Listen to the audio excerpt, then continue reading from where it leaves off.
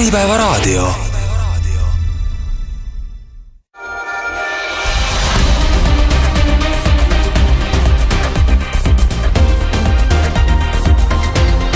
Ettevõtte edulugu.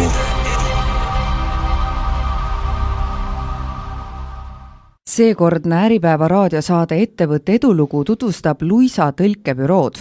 Luisa tõlkebüroo on Eesti tõlkemaastikul suurim nii töötajate koguarvu kui ka klientuuri poolest. Milles seisneb selle ettevõtte erilisus ja edukus? Sellest räägimegi täna lähemalt Luisa tõlkebüroo asutaja ja juhatuse liige Perbel Pedari ja juhatuse liige Reelika Jakupovskiga. Saadet juhib Liis Amor.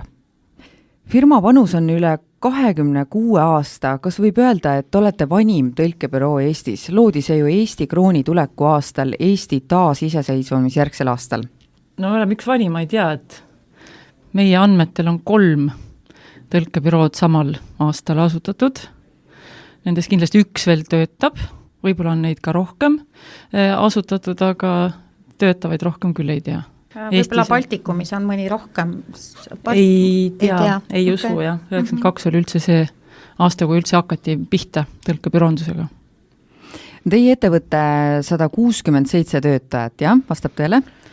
No meil on 43 töötajat on põhikohaga ja meil võib-olla 160 seas on siis palju lepingulisi, kes meiega teevad püsivalt koostööd, kes ei ole küll kontoris koha peal ja lisaks on siis ma arvan, et tegelikult tõlkijaskond on seal kuskil 400 inimese ümber, aga lepingulisi on 167. No teie ettevõtte töötajad teostavad Tallinnas ja Tartus siis nii kirjalikku kui suulist tõlget ja enam kui 50 keeles. Ja te nimetate ennast julgelt ka keelelinnakuks. Palun rääkige lähemalt, kuidas firma loodi, milline oli algne idee, kes oli teie esimene klient? Ega siis tol ajal ei loodudki ühtegi ettevõtet sellise ideega, et nüüd hakkab pihta tohutu äritegevus ja ega sa ei teadnudki, mida sa siis lood tegelikult. Alguse sai kõik niimoodi, et 10. augustil oli üks kuulutus Tartu Postimehes. Täpsusta aastat ka siis? 82. Ja minu vend, kes siis otsis oma firmasse töötajad, tema asutas kunagi see, praegu on ta Big, siis oli ta Liivimaa Lombard. Tema kutsus sinna töötajaid ja ühtlasi ütles, et kuna sa siin ka toimetad, et paneme siis koos kuulutuse ja otsi siis ka endale, keda sul vaja on ja mina väga hea mõte. Ja toonane mõte oli siis asutada masinakirja büroo. Sellepärast, et sooviti palju masinkirja tõlkeid. Trükki lihtsalt. Tavalist trükki tõlgetest polnud siis üldse mingit juttu. Ja siis, kui need kõned hakkasid tulema sinna imelikku kontoriruumi, et kes siis tahtis sekretäriks saada, kes tahtis siis trükkariks saada, siis paljudel oli lihtsalt juurde öelda, et ma olen tegelikult inglise filoloog, ma olen tegelikult lõpetanud saksa filoloog ja nii edasi. Nii et tegelikult kogunes see andmebaas lihtsalt nagu puhtjuhuslikult. Milline see, mis mõttes imelik kontoriruum? No see oli renditud 5 tunniks selline telefoniga kuut lihtsalt Ravi tänaval. Ja siis, lihtsalt selleks, et seal oli telefon ja see oli justkui nagu selline koht, kus siis võtta ärikõnesid vastu, sellel oli ka siis teatud telefoninumber ja kuna kodudes siis telefone veel ei olnud meil näiteks, et siis pidi sellist teenust kasutama, et see oli väga värskendav siis moodne teenus. Nii et sealt siis tekkis selline väike nimekiri, mitte isegi väike, seal oli oma 70 inimest juba tegelikult. Ja esimene tellimus tuli alles oktoobrikuus tegelikult ja see oli 2 lehekülge trükitööd ja see vist maksis, ma ei tea, see on kodulehel kirjas ka, kas see maksis äkki ma ei tea, hästi vähe mingi kroonisumma, hästi väike oli see ja see oli siis üks üliõpilane, kes tellis selle ja see oli võimas, kui esimene klient tuli. Kui vana te ise olite selle ajal? Mina olin siis 22. Äsja? Ei, ma polnud veel lõpetanudki siis. Et ma olin viimasel kursusel, ise tegin siis diplomitööd parasjagu ja siis kõrvalt niimoodi hakkas vaikselt asi tiksuma ja sellel ei olnud mingisugust meeletut plaani, et nüüd paneme rahad kokku ja hakkame midagi tegema, et see oli lihtsalt selline, et kui äge, et midagi võiks ju teha tüüpi asi. Ja aasta oli siis 1992. kas midagi veel mäletate sellest ajast, mismoodi te kas see oli palju sellist sebimist ja tööd alguses, ma mõtlen just loomise juures, mitte niivõrd nende tellimuste juures?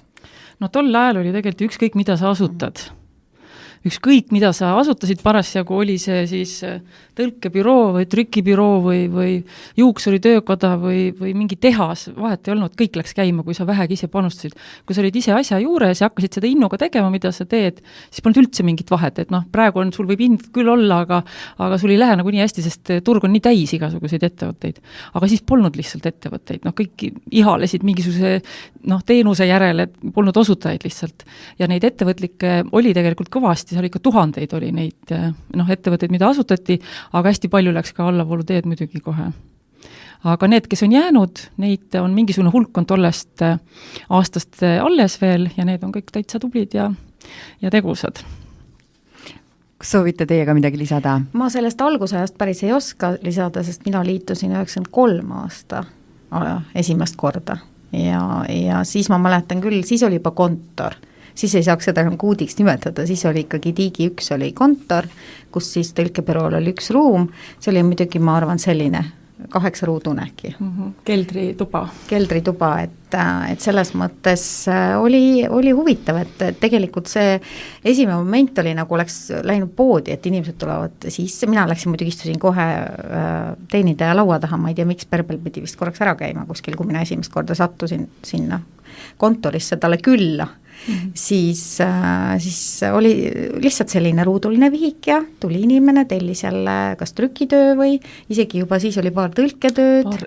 Resümeed hakkasid tulema ja täitsa inimesi käis, et selles mõttes, et need mõned üksikud päevad, mis ma seal Tiigi tänaval all kontoris olin, tegelikult inimesi käis, et ei olnud siimad, et mul oleks igav, vaata. Ja üldse sellel, ma arvan, ajal ei olnud igav, sest see oli kõik uus, mida sa tegid, eks ju.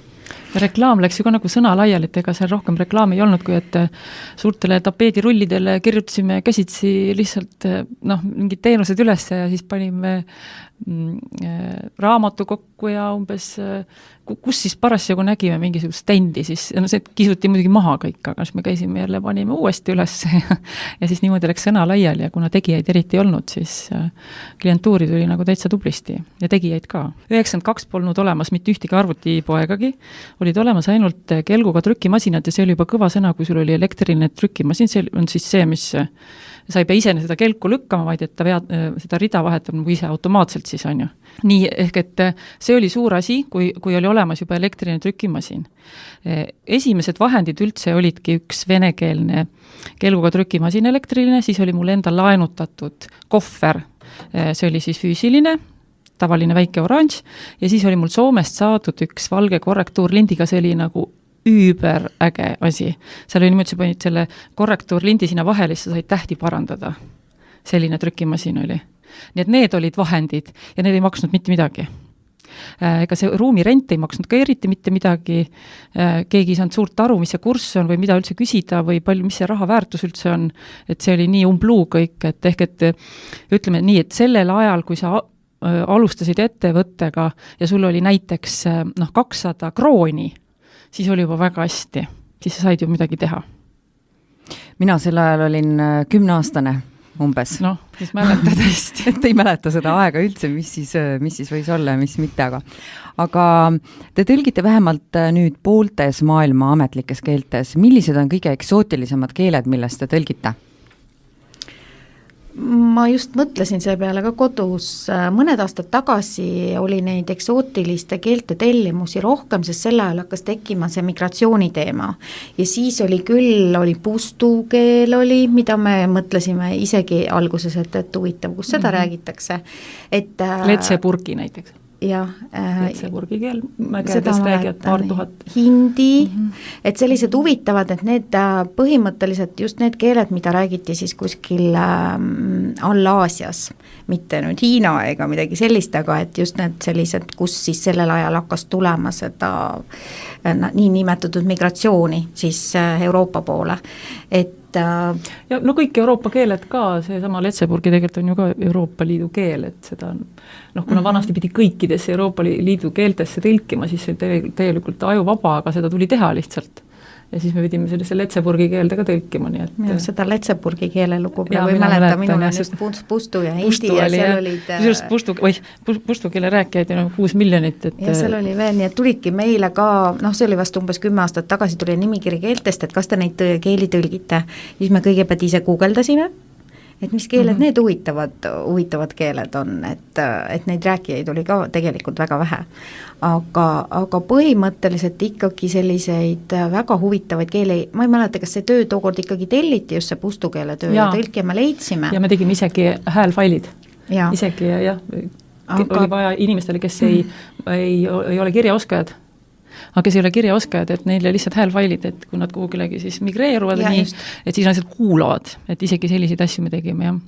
Aga kui nüüd rääkida sellest, et milliseid keeli me tõlgime, siis tegelikult vahet ei olegi, mis keel on, sest ega meil on ju koostööpartnereid ju üle maailma, et lihtsalt väga paljusid keeli ei ole küsitud, et kui küsitakse, siis me lihtsalt küsime oma koostööpartneri käest sealt riigist ja pole üldse probleemi, nii et selles suhtes võib öelda, et jah, me tõlgime tõesti kõiki keeli, lihtsalt kõiki küsita. Kogu aeg on liikumine, selles mõttes ongi jällegi mingil keelesuunal, mingil teemal otsime jälle uusi tõlkijaid, on olnud muidugi aegu, kui oligi masuaeg, kus oligi see pigem nagu teistpidi, et tõlkijad ootasid tööd, aga tegelikult tõlkemaailmas on ikkagi valdavalt olnud see, et me otsime inimesi. No kui suur koormus tõlkijatel on täna, mitu lehekülge tekste keskmiselt ühes päevas peab toimetama? Tead, see oleneb ka sellest, mis keelesuund on, kas ta teeb seda tööd ainult tõlkimisega tegeleb, see on väga erinev. Meil on olnud tõlkijad, kes tõlgivadki päevas 25 lehekülge näiteks, on täiesti, kes tegeleski, on meil üks tõlkija olnud, kes sellega süviti niimoodi tegeles, et tema jõudlus oligi 25 lehekülge päevas. Kui nüüd keskmiselt rääkida, siis tõlkija tõlgib päevas kuskil 5-7 lehekülge, et see on ühe tõlkija selline keskmine töökoormus, mida me arvestame talle tööd andes. Aga kuna praegusel ajal on võrreldes viimase 15 aastase muudatus võib olla ka see, et klient ei küsi kohe alati tähtaega. Et kui 15 aastat tagasi oli see, et me olime pidevalt nagu selles tähtaja kimpus, et klient nõuab tähtaega ja kes kui palju suudab teha, siis tänasel päeval on see koostöö selles mõttes minu arust muutunud vägagi arenenumaks, sellepärast, et meie teatame kliendile ka sageli, et millal see tõlge võiks valmis saada. Ehk me arvestame selle tõlkija ja tõlkijate ja nende jõudlusega. Et see on üks suur muutus, mis tegelikult ma arvan on olnud viimaste aastate jooksul küll, et kunagi, tõesti 15 aastat tagasi oli nii, et kohe oli vaja, tunni pärast oli vaja, ehk siis majandus liikuski ka nii kiiresti, et hetkel see on selles mõttes stabiliseerunud. Klient on ka nii palju arenenud, et kuidagi kujutavad ette, et see ei ole niimoodi, et sa saadad faili ja siis natuke ootad ees seal kliendi toolil ja siis saab valmis, et vanasti oli see päris sage, et ei, ma ootan, mul on aega küll, et teil on see tõlgid ju siin, et tehke ära. Aga jah, klientuur areneb ja me ise areneme ja ajaloost öeldes küll niimoodi, et siis tõesti oligi, kui mina alustasin uuesti, 93. aastal oli see esimest korda, siis uuesti liitusin 96, siis oli küll niimoodi, et kliendid tulid kohale, istusid, tõlkige kohe ära ja siis läksid taha tuppa, siis olid sul seal paar tõlkijat, siis nad tegidki selle kohe ära, et see töö oli niivõrd teistmoodi kiirusega ka. Ja trükitöid muidugi, meil oli sellel ajal, ma mäletan siis nüüd see 96-97 oli meil tõesti, ma ei tea, Tallinna linna parim trükkal tegi meiega koostööd. Tuli võttis jällegi need käsikirjas paberid, läks ära ja mina ei tea, tuli tunni pärast tagasi, tal oli juba 20 paberit sisse trükitud, meie mõtlesime, et kus ta käib, on ju, nii kiiresti. Et selles mõttes see oli üks huvitavaid seiku just aastas, kuna siis tellitigi hästi palju trükitöid. Ja see oli ka see aeg, kui hästi palju töid hakkas faksi teel tulema, faks on ju täitsa unustuses nüüd, aga siis meil oli see termopaberi faks ja sinna siis saadeti, see oli meeletu hommikul jõudsid nagu ja see rull voolas mööda põrandat ja siis lõikasid sealt jälle vastavalt, kus lõppeb ära teatud klient ja siis seesama trükk oli ju ja võttis selle trükitöö, läks koju, et riikis selle sirgu endale. Ehk et siis tal oli must patakas, et ei tea, mis on lahti, et puudub tekst. Et igasugu nalju on saanud erinevate tehnikavahenditega. Kas muidu Teil on selline paindlik töögraafik, eks ole, et saab teha ka kodus tööd? Noh, tõlke toimetamistööd saab teha ükskõik kus kohas. Ka välismaal, eks? No iseäranis välismaal või vahet pole, kus sa oled. Selles mõttes, et peaasi, et sul on mingisugune tehnikavahend ja sul on internet ja ma arvan, et meie võib-olla 1/3 meie inimestest isegi töötabki välismaal, et selles mõttes nagu enne Perbel ütles, et meil on nii palju koostööpartnereid, kes ei olegi Eestis, kes on palju büroosid, kes töötavadki mis iganes maal, siis Euroopas või siis Aasias või Ameerikas, et olenevalt sellest, mis keelt me siis soovime, et ja samamoodi meie enda klientuur on halb sõna, aga tellijaskond, ütleme selline 30%, 40% ja suga Eestis. Nii et selles mõttes oleme me päris laia haardega, et Eesti, ütleme, me oleme ka suhteliselt kanda kinnitanud selle aastatega Eestis, aga et alates 2004, kui just liitusime Euroopa Liiduga, siis meie elu muutus päris kardinaalselt just tõlkemaailmas, sellepärast et mahud kasvasid tohutult, me sellel aastal, ma arvan, võtsime ikkagi 10 põhikohalist uut tööle ja sellel hetkel me hakkasime kasvatama ka sellist välisklientuuri, ehk siis niinimetatud, meil on ka oma välisosakond, kes siis tegeleb ainult välisklientidega ja selles osakonnas meil hetkel on 4 projektijuhti, kes tegeleb ainult nendega, kes kirjutavad kuskilt mujalt kui Eestist. Nüüd Euroopa Liidu eesistumise ajal oli ka teil rohkem tööd või? Ütleme, eesistumise ajal oli ikkagi kindlasti rohkem tööd, aga sellel ajal rohkem tõlgiti suuliselt, ehk siis neid suulisi tõlke me vahendasime küll. Teie firmas on mitmeid osakondi erinevate valdkondade tekstide tõlkimiseks. Millised valdkonnad vajavad kõige enam tõlketeenust? Meil on kuidagi protsent. Jaa, võib-olla sellest algusest üldse, et kuidas osakonnad tekkisid, et jällegi meil on kõik, kogu meie elu on kujunenud hästi, ütleme, naturaalselt või klient on meid suunanud hästi palju. Ehk see näitab ka seda, et me oleme hästi paindlikud. Et kui kliendil on tekkinud teatud aja vältel mingisugused sellised soovid, mis suunavad meid teatud punkti, siis me olemegi moodustanud selle punkti ümber nii-öelda loo. Ja osakonnad tekkisid niimoodi, et näiteks tekkis meditsiinikliente, meie üks osanik Kristiina on ise meditsiini lõpetanud, tema ümber tekkis nii-öelda meditsiiniosakond automaatselt, siis tekkis tehnikakliente, kes nagu koondusid justkui, nad vajasid ekstra tähelepanu, tekkis tehnikaosakond, siis tekkisid dokumendiosakonna projektijuhid. Nüüd on kõige värskem on juuniorosakond, see oli ka kliendipoolne selline huvi, et kas ma saaksin kuidagi odavamalt midagi ja samas kui tudengid kõik koputasid uksele, et ma tahaks praktikale tulla, nii et kõik asjad on tulnud meie juurde niimoodi, et turg näitab, mis tuleb teha. Ja niimoodi on moodustunud meil siis 8 osakonda ja Tartu ja Tallinn on nagu eraldi veel sellised esindused ja need ongi kõik täis toimivad, ütleme kõige rohkem võib-olla käibe mõttes on meditsiin, tehnika ja dokumendid, et sellele järgnevad siis pangandusmajandus ja siis ütleme, et üks väga suur ja oluline valdkond, mida on nagu hästi imelik öelda, on nii-öelda see meie vaaria valdkond ehk üldvaldkond, tegelikult üldvaldkonna tekste, mida ongi raske hääldada, et mis sinna üld alla siis käib, aga see on väga mahukas samamoodi. Kas Luisa tõlkebüroo on nagu õmblusteenuste pakkuja, kel kevadeti just ka käed tööd täis, sest et tudengid vajavad lõpupidudele nii kleite kui ka lõputöödele kiiresti tõlget ja kujundusabi? Ilusti. Siin see juunior lugu, mis ma just ennem ütlesin sellest juunior osakonnast, et see juunior osakond ju selle mõttega tekkiski selle sama resümee, mis sa praegu küsisid kevadel. Et siis tuli mõte, et seda resümeed võib ju tõlkida noorele ja see oli minu arust meie juhatuse üks esimesi mõtteid, et kui saaks niimoodi seda teenust osutada, et noor tellib ja noor tõlgib, et see on nüüd niivõrd palju muutunud. Kui sa küsid nüüd ka, kas meil on kevadeti lõpukleidi aeg, siis ma arvan, et ei ole. Meie viimased aastad on näidanud seda, et töö on üsna stabiilne. Et kui aastaid tagasi tuli mõni uus inimene, me alati rääkisime ja näitasime talle sellist skeemi, kus kõige kiiremad kuud on märts, aprill ja mai, siis on väike mitte madalseis, vaid siis läheb vaiksemaks ja siis sügisel on jälle. Siis tänasel päeval siin ei ole mingit muutust, kogu aeg on nojah, tähendab, tegelikult need lõhed ei ole nii suured enam, vanasti see käis niimoodi üles-alla nagu üks ilus graafik, et nüüd ta käib natukene selliselt mahedamalt nagu. Et kui rääkida sellest kevadisest hooajast, siis võib-olla tõesti koolilõpudokumente ja selliseid asju viskab mai-juunikuus küll. Aga see ei ole enam see ei ole nüüd, jah, et tõesti dokumendi osakonnal on natukene siis võib-olla kiiremad ajad, aga samal ajal on ka hästi palju igasuguseid aastaaruandeid, mis iganes asju on ka teistel aegadel, nii et dokumendi osakonnal on kogu aeg hästi palju dokumente, nii et mida inimesed lasevad kõige enam tõlkida, et kui siin ennem oli juttu, et valdkondadest meditsiin, IT ja majandus on nagu need põhilised, siis näiteks tavainimene, kui ta pöördub teie poole, mida ta tavaliselt tahab tõlkida lasta? Jällegi, see on hästi palju aastatega muutunud. Kui siin ajaloost rääkida, siis näiteks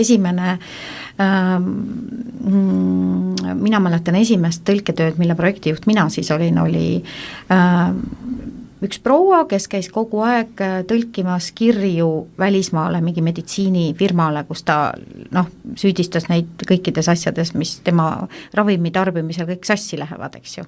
Et see oli nagu esimene tõlge, mis ma mäletan, et küll ta võttis mingit ravimit, mis ei sobinud, siis oli jälle tuli Luisa tõlkebüroosse, tõlkis jälle kirja, et see ravim ei mõjunud, näiteks selline. Aga ütleme niimoodi, et tänaseks päevaks on selline tavaliste kirjade või eraklient, meie nimetame niimoodi, nende põhiline soov, tõlkesoov ongi siis kas see sama resümee või siis dokumendid. Et praegu rohkem nagu tegelikult eraklient väga palju on olnud neid, kus inimene tuleb näiteks oma koolimaterjaliga, saadab meile, ma ei tea, raamatust näiteks 10 lehekülge, ütleb, tehke mulle ära, et mis see ikka maksab, Aga kuna meie arvestus on siis tähemärgi või sõnapõhine, siis lõpuks selgub, et sellest 10 lehest, mis ta võib-olla seal raamatust välja trükkis, tuleb tegelikult 100 lehekülge tõlge. Ja siis ta ei ole väga huvitatud, sellest proovib ikka ise hakkama saada. Aga muidu jah, eraklient tänasel hetkel on meil tõesti ainult dokumendi osakonnas. Et valdavalt oleme me siiski ettevõtetele tõlgime. Ja mis ma ennem välisosakonnas rääkisin, see on minu enda lapsukene, nagu öeldakse, siis seal on meil päris palju kliente, on tegelikult teised tõlkebürood maailmas, kes siis, kuna ütleme suurem osa suurfirmasid, vahet ei ole, kes siis näiteks võtame Google'i või Facebooki või mis iganes, nende huvi on see, et nemad saaksid teenuse ühest büroost. Selleks nad valivad siis maailmas ühe suure tõlkebüroo ja siis see tõlkebüroo ise otsib endale tegelikult teised tõlkebürood, kes talle tõlgivad seda suunakeelt. Nii. Ja, sest ütleme niimoodi, et meie hetkel Eestis ikkagi ka, ütleme, 30 keelt kohe ühele suurele ettevõttele võib-olla ei ole ei saa öelda võimelised pakkuma, vaid neid huvitab see, et neil oleks täiesti kindlustatud maailma suurimaid tõlkebüroosid, kes siis asub Euroopa keskuses või Ameerika keskuses. Et see on väga huvitav, millised kliendid meil tegelikult on, et meil on päris palju teisi tõlkebüroosid maailmas just kliendid ja samamoodi ka Eestis on teised tõlkebürood, kes meie käest tellivad. Ja erakliente on ikka väga vähe erakliente ja neid büroosid on ka üha vähem, kes eraklienti üldse tegelikult teenindavad, nii et me oleme ikkagi neile ka suunatud ja ega siis nemad on ka toredad kliendid lihtsalt, et neid on jah suht vähe. Jah, et Luisa võib-olla on, mis on näiteks dokumendindustes viimastel aastatel ju muutunud, on see, et enam me notariaalselt tõlgime me ainult emakeelde, kõik võõrkeelde minevad dokumendid, kui inimene tuleb, siis selleks on vandetõlgid ja siis büroo vahendab erinevatele vandetõlkidele siis ise tööd. Sest osad võib-olla võtavad ka ise kliente vastu, aga suurem osa neid ise kliente vastu ei soovi võtta ja siis päris paljud tõlkebürood vahendavad. Aga neid büroosid ka enam tänasel päeval palju ei ole, kes nende dokumentidega tegeleda tahavad, et kõige lihtsam on ikkagi ju saada faili ära tõlkida, eks ju. Mind korra huvitab veel eraklient, et kas mõni eraklient on tulnud mingi väga veidra tekstiga, mida te olete pidanud tõlkima? Jaa, vanasti oli neid ikka palju. Vanasti oli, seal oli ikka täitsa kuni haiglaste tekstideni välja. Oli, jah. Ja seal oli ikka sellist kraam, et me olime sunnitud, tõlke lisas lõppu selles võõrkeeles, mis ta see kirjutas, et mina olen see tõlke, mina olen selle tõlkinud, mina väga vabandan, mina ei vastuta selle sisu eest. Lihtsalt, et ei oleks mingit tagajärgi, et igasuguseid tekste on tulnud vanasti, aga neid ei ole praktiliselt praktiliselt ei ole neid üldse. On olnud toredaid kohtukeisse, kus tütar kaebab ema kohtusse või siis ema kaebab poja kohtusse ja siis mõlemad on käinud üks ühe alla, seal lasknud midagi tõlkida. Ja no igasugu nalja on saanud, aga jah, see on kõik jäänud ajalukku, jah. Jah, sest see oli tõesti, ma arvan, et see oli tõesti 90ndate lõpus, kus oli palju selliseid imelikke tekste, mille puhul me siis lõpuks otsustasimegi, et me peame selle alla panema selle teate, et me ei vastuta selle eest, sest muidu võib väga imelikuks juba minna kui neid saadakse teada, et need on luisas tõlgitud. No kuidas see tõlkimine tehnilise poole pealt välja näeb, et kas lihtsalt on nagu Wordi dokument ees ja siis muudkui aga vaatad arvuti ühte lehte, kus on see võõrkeeles tekst ja teist lehte, kuhu on vaja siis kirjutada tõlge või on see nii lihtne või? See ei ole üldse nii lihtne, et päris palju muutus, Perbel vist sellest räägib isegi täpsemalt aastal mis iganes 2000, kui meie teele sattus siis esimene tõlkeabiprogramm. Jah, see oli 1999, kui me käisime Soome partneri juures siis uurimas, mida tähendab tõlkeabiprogramm, see on ka siis selline huvitav sõna, et mitte segi ajada tõlkeprogrammiga. Et see jällegi saatus tõi meie kontori uksest sisse ühed Soome härrasmehed, kes teadsid, et nemad kasutavad ja müüvad ühte sellist tõlkeabiprogrammi, mille nimi on Trados. Ja meie siis toigu tore, et kuulame lähemalt ja siis läksime ka neile külla ja siis nad meile pidasid maha seal pika koolituse ja me saime aru, kui tore see tõlkeabivahend siis on, ehk et tõlkeabivahend on selline, et sa ise tõlgid ja see sinu tõlge läheb mällu, ehk et sind keegi ei aita, see ei ole niimoodi, et sul on kuskil üks suur aju ja siis sinu eest tõlgib, vaid et kõik see töö, mida sina, mina, kõik meie tõlgid koos teeme, see läheb teatud mällu, et segmendid seal säilivad ja kui tuleb midagi sarnast uuesti ette, siis mälu annab variandi, et näe, sa oled seda varem tõlkinud, kas see võiks olla näiteks see vaste. Ehk et on selline toetav, sellepärast ta nimi ongi tõlketoetus. Tarkvara, ta ei ole siis nüüd tõlketarkvara, et vajutad nagu Google Translate'i ja siis ta sul muudkui tõlgib, et see ei käi nagu niimoodi. Ja sealt läks küll suur areng lahti selles mõttes, et palju lihtsamaks läks kasutusjuhendite tõlkimine näiteks Hoobilt. Igasuguste meditsiinitekstide, mis on hästi sarnased, kus on hästi palju sarnaseid tekstiblokke, et sa ei pea neid korduvalt siis kogu aeg muudkui jälle uuesti tõlkima ja uusi vigu tegema näiteks sisse. Ja klientidel läks ka elu kergemaks sellepärast, et me saime hakata ju pakkuma paremaid hindu, sest et kui on täpselt üks lehekülg sarnast teksti, siis sa ei pea ju sellest raha võtma ja saad kliendile ka parema hinna teha. Need sealt läks küll edasi päris suur hüpe ja üha on tulnud juurde neid tõlketoetusvahendeid, nii et neid on ju praegu juba tuntumaid maailmas on praktiliselt mingi 5-6-7, mis on hästi tuntud. Ja see on väga suur äri. See on meeletu äri, ja. Nii et praegu, kui tõlkija võtab mingisuguse tõlke ette, siis ta ei tõlgi lihtsalt niisama, vaid ta kasutab kindlasti mingisugust tõlkeabi vahendit. Ehk et see on üks eeldus. Kui sa tõlkijaks tahad saada, siis sul peab olema valmisolek ja oskus kasutada tõlkeabi vahendeid. Aga mis te arvate, kas tulevikus, ma ei tea, 20 aasta pärast, kas üldse on vaja tõlketeenuse abi veel? Eesti keelde kindlasti. Eesti keelde on, ega see tendents on juba praegu maailmas paljuski sinna suunda ja ülikoolides ka õpetatakse rohkem toimetajaid, et nendes keelesuundades, kus on väga palju tõlkemahtu juba kogunenud nendesse mäludesse, ehk et siis üles pilve peale, et väga palju tõlget tuleb juba näiteks Hispaania inglise suunal ja saksa inglise suunal ja ilmselt Hiina poolt ka, et ongi väga suur suunitlus sinna, et õpetatakse toimetajaid, et sa saad nagu toorteksti ette ja siis hakkad seda toimetama. Et eesti keelega ilmselt nii hästi veel ei lähe, kuigi siin on ka juba investeeritud ikka väga palju. Üks Eesti, Läti, Leedu tõlkepro näiteks arendab siin Eesti, Läti, Leedu inglisesse ja tagasi sellist nii-öelda ka automaattõlkeprogrammi nii-öelda ise mõtlevat, et ega sinna pannakse raha alla küll, et ega see on kuhugile poole liikumas, aga kuna eesti keel ja näiteks soome keel ja veel mõned sellised keeled on sellised kentsakad, et see nagu niisama lihtsalt ei lähe see, et nüüd hakkaks mingisugune programm sinu eest tõlkima. No minu arvates eesti keelest, eesti keelse teksti toimetamine on ka ikka väga vajalik, sellepärast et inimesed teevad päris palju vigu. Jah, see on olnud väga huvitav aastatega, et kui on tagasisidet tõlgete kohta, siis need ongi pigem alati eesti keele kohta. Mitte kunagi, väga harva, kui neid tuleb võõrkeelsesse tõlkesse. Ja mis on ka aastaid tagasi huvitav, et näiteks kui inglise filoloogid, kes lõpetasid siis inglise filoloogia, tahtsid tulla meile tööle, siis nad eelistasid tõlkida võõrkeelde, ehk siis inglise keelde. Et emakeelde tõlkimine on ju alati probleemsem, sellepärast et selle võtab ju Eesti klient ette, loeb, et mulle ei meeldi. Et seda on nagu alati olnud rohkem, mis ongi meie jällegi mingi kell, nii nagu ennemgi oli jutt, turg nõudis, et enam niimoodi ei saa, et tõlki ainult tõlgib ja jällegi umbes selle 90ndate lõpus võtsime tööle esimese eesti keele toimetaja. Algas see sellest, siis juba 2002 liitus meiega inglise keele toimetaja, kes oli ameeriklane, esimene ameeriklane, kes meiega liitus.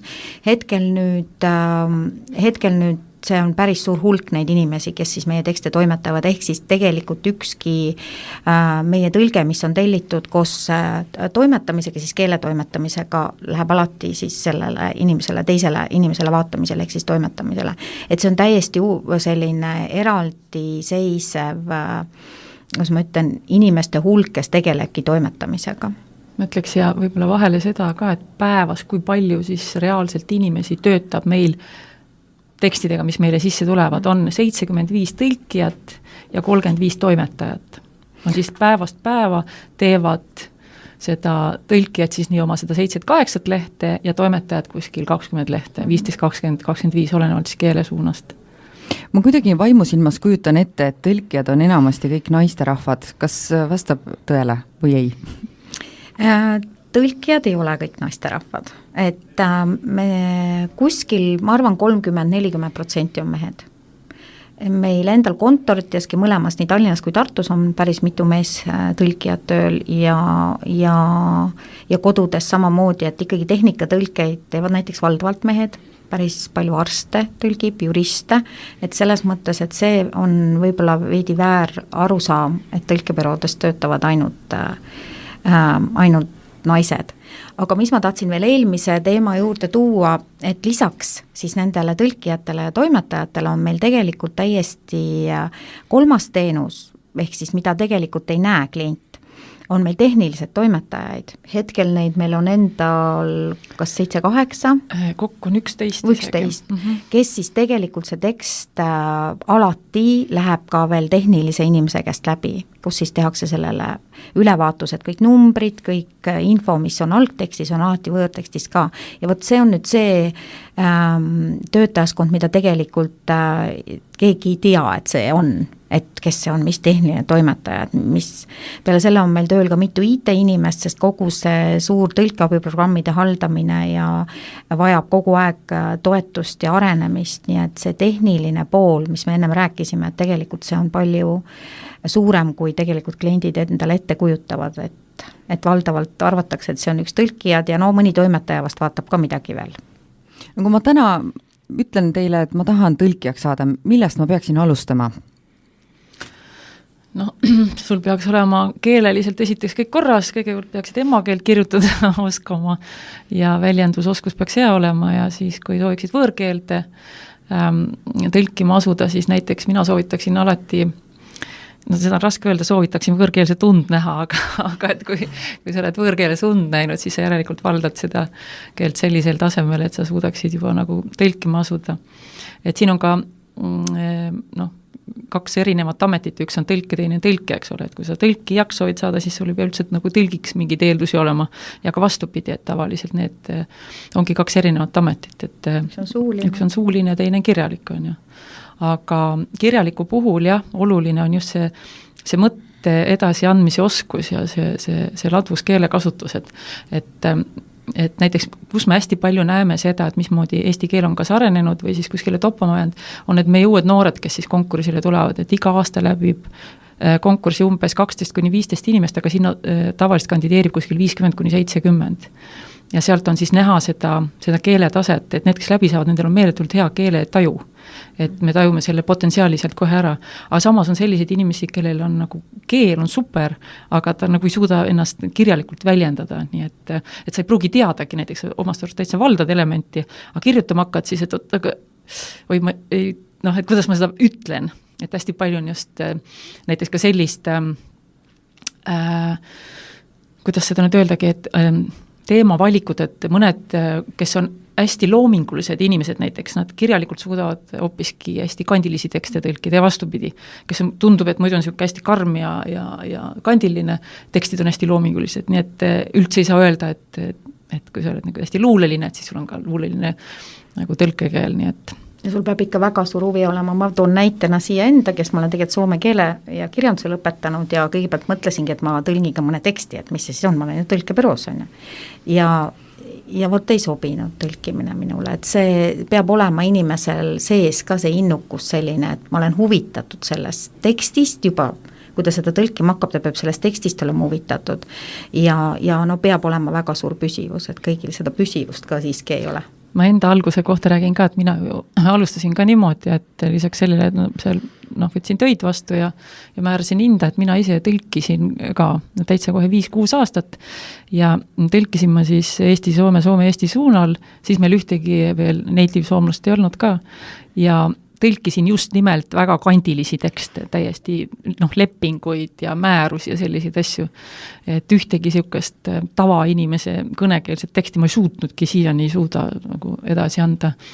Nii et sealt tuli ka see kogemus, et milline on see tõlkija ind, et kuidas sa seda tulemust tahad näha, millist tagasisidet sa tahad näha, et kus sa näed seda tagasisidet üldse, et kas sul on mõni toimetaja, kes sind üldse toimetab ja tollel ajal ei olnud ju toimetajaid, et siis sai faksiga Soome saadetud ja nii edasi. Ehk et nüüd on need variandid kõik olemas, et noortel on need variandid olemas, et nad saavad vanemtõlkijatele toetuda nii palju. Mitut keelt te mõlemad ise valdate? Ma just üks päev mõtlesin. Mina praegu, minul Eesti. Mina valdan jah ainult eesti keelt. No ma arvan, et soome keelt ikkagi ka valdame, tõlkida me ei soovi. Inglise keel ja mina praegu õpin hispaania keelt. Nii et vene keeles saame ka mõlemad hakkama muidugi. Ja vene keeles saame ka mõlemad hakkama, jah. Nii et selles mõttes keelehuvi on küll, ütleme, tõlkebüroos töötamine tekitanud suuremat. Ja ka teistel töötajatel, eks ole? Jaa. No kuidas klient teieni jõuab? Sellega on ka jälle selline huvitav lugu, et ega Luisa tõlkebüroo ennast väga reklaaminud ei ole algusest peale, et ma arvan, et alguses oli kuidagi niimoodi, et üks klient tuli, ka majandusolukord oli väga soodus ja meie, kuna me olime ise siis sellel ajal ju projektijuhid niinimetatud või teenindasime kliente, siis üks klient tuli ja talle meeldis ja siis ta ütles teisele kliendile, et mine sinna Luisasse, seal on tore ja just tore, rõhutame. Ja nii läks edasi, nii et me teenindasime päris pikalt ise, esimene projektijuht meile tuli vist aastal 96 Tartusse ja Tallinnas siis, eks ju, olime me ise ja niimoodi on see meie sõnaline reklaam läinud niivõrd edasi, et hetkel meil on 12 projektijuhti.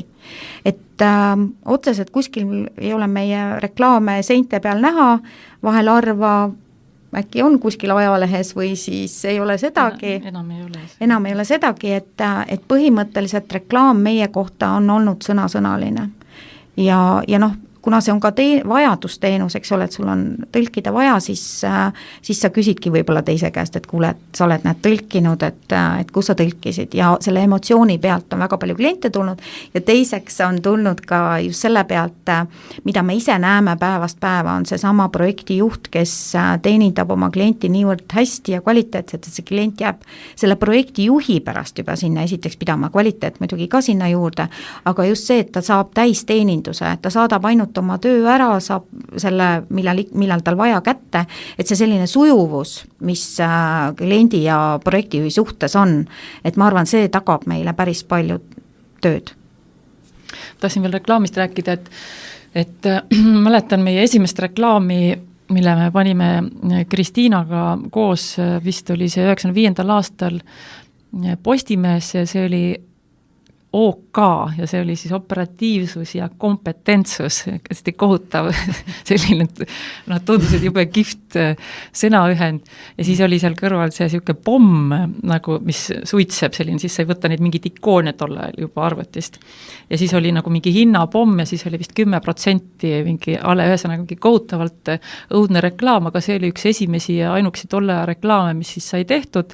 Selle peale tuli päris palju kliente, nad said aru, et midagi saab hästi odavalt ja ega siis väga palju büroosid turul veel ei olnud. Ja meie esimene selline jõupingutus kliendi saamiseks hakkas siis peale masu. Tähendab, 1. jaanuarist hakkas masu pihta meil. 2009 ja kestis täpselt 3 kuud. Ja täpselt see 3 kuud me siis hakkasimegi, noh, tegelikult siis alles tegelema, sest me polnud harjunud, et me peame reklaamima, sest meie juurde klient tuli, ei olnud üldse sellist lugugi, et sa, noh, sa pidid tegema kõik ära, mis tuli, see oli ainus sinu ülesanne, et sa võimlesid selle nimel, et saada tehtud, otsida tegijad ja panna inimesed järjekorda, kliendid olid nõus seisma järjekorras ootama, sellepärast ei olnud teist varianti, lihtsalt turg kasvas seda, noh, sellise kiirusega. Ja siis järsku oli see 10% plaksti, mis oli reaalselt, meil oli aasta miinus oligi 10%, võt siis me hakkasime mõtlema, et turundada on vaja, mis on turundus, et oi kui huvitav. Mina, kes mul on ise nii-öelda ärindust turundust õppinud, on ju polnud kunagi pidanud seda kasutama, nii et see oli siis selline esimene hetk. Et peale seda me natukene oleme siit-sealt muidugi ikka turundanud ka. Siia ühe lause veel ütlen, mis on eripära. No, me käime päris palju erinevatel tõlkekonverentsidel välismaal või siis Eestist ära ja mis on erinevus, ma ei saa rääkida kõigi Eesti büroode eest, vaid Luisa ja muu maailma erinevus on see, et igal pool on siis müügiinimesed ja seda Luisas ei ole kunagi olnud sellist inimest nagu müügiinimene.